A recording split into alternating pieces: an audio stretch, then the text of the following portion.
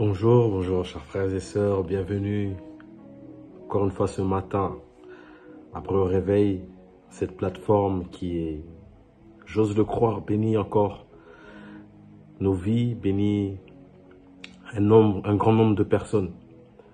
Et j'aimerais dire que vous êtes bénis, vous qui vous levez chaque matin et qui prenez le temps de pouvoir écouter la parole de Dieu, écouter le message que le Seigneur a à vous transmettre. Je suis encore honoré et joyeux de pouvoir parler de la part de Dieu ce matin et je bénis le Seigneur pour cela. Ce matin, j'aimerais réveiller une personne, motiver une personne, révolter une personne et lui dire tout simplement: qui t'a dit que c'est terminé? Qui t'a dit que c'est terminé? Vous savez, quand nous regardons, je vais aller terre à terre, quand nous regardons un match de football, le match de football dure 90 minutes. Et souvent, il y a des prolongations. Des fois, nous revoyons des supporters qui, voyant leur équipe perdre, ou bien ne pas mener au score, quitter le stade avant même que l'arbitre ait sifflé.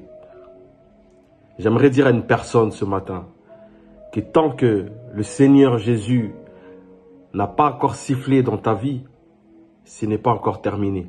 Tant que le Seigneur Jésus n'a pas dit le dernier mot dans ta vie, ce n'est pas terminé. Comme le dit dans le livre de Job,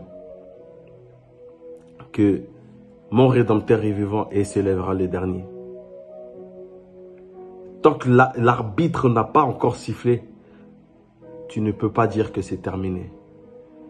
Et souvent, nous voyons qu'à la fin de ce match-là, l'équipe marque un but.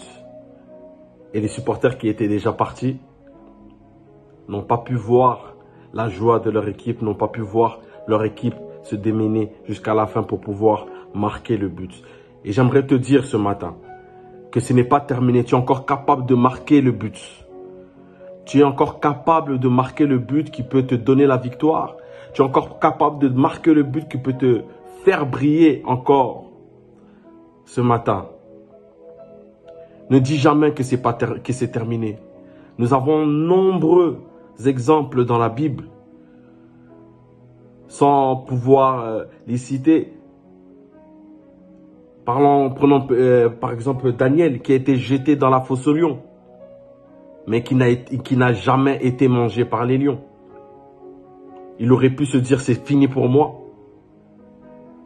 Mais la foi qu'il avait en Christ et l'obéissance qu'il avait en Christ l'a permis d'être sain et sauf. Shadrach, Meshach ont été jetés dans la fournaise ardente par rapport à leur foi. Parce qu'ils ne voulaient pas obéir au roi, mais obéir simplement à Dieu. La Bible dit que le feu ne les a jamais consumés. Idem pour eux. Ils auront pu se dire que c'est la fin pour moi. C'est terminé. Je vais brûler. Mais non, ce n'est pas la fin, ce n'est pas terminé.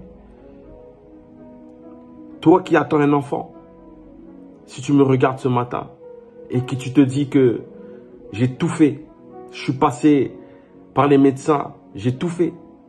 Laisse-moi te dire que le Dieu de Anne agit encore.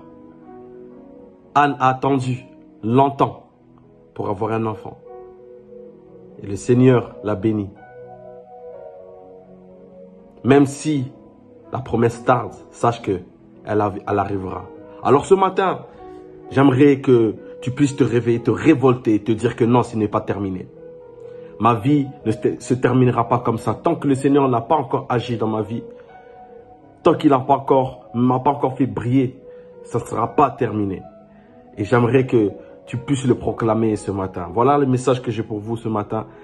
Et de dire que ce n'est pas terminé.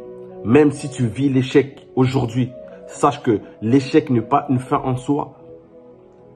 Mais c'est le début d'une gloire à venir. Si seulement tu t'accroches au Seigneur. Ne dis pas que c'est terminé. Que le Seigneur te bénisse encore ce matin et que tu puisses briller et que le Seigneur te fasse voir sa gloire en ce jour. Soyez bénis.